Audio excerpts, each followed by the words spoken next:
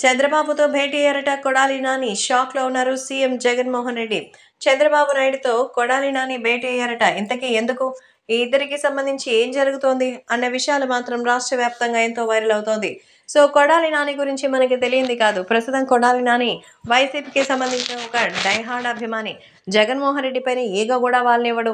మరైతే ఇప్పుడు జగన్మోహన్ రెడ్డికి సంబంధించినటువంటి విషయంలో స్వయంగా ఆయన చంద్రబాబు నాయుడుతో వెళ్ళడానికి కలిసినట్టుగా సమాచారం. ఈ నేపథ్యంలో నారా చంద్రబాబు నాయుడుతో కొడాలి నాని ఏం మాట్లాడో తెలియక వైసీపీ అధినేత మరి జగన్మోహన్ రెడ్డి షాక్‌లో ఉన్నారట.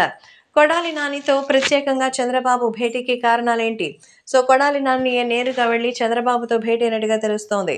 సో, కొడాలి నాని ఆడకు వెళ్ళడానికి కారణం తెలుగుదేశం పార్టీ సోలోగా వస్తే ఏ ఇబ్బంది లేదు.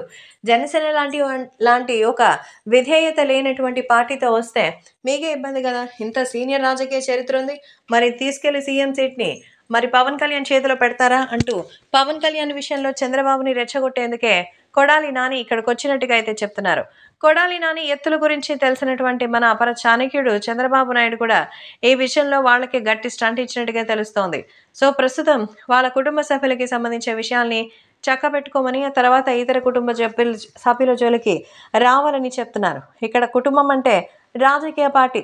అసలు వైసీపీలో ఉన్నటువంటి మరి వ్యక్తులు కాస్త కొత్తగా పార్టీలు పెట్టుకున్నారని తల్లి, చెల్లి బయటకు వెళ్తున్నారు. వాళ్ళ జాగ్రత్తలు చూసుకొని తర్వాత మా వంతుకు రండి అంటూ జనసైనికులు పవన్ కళ్యాణ్‌ని గట్టిగానే తిట్టి పంపించారు.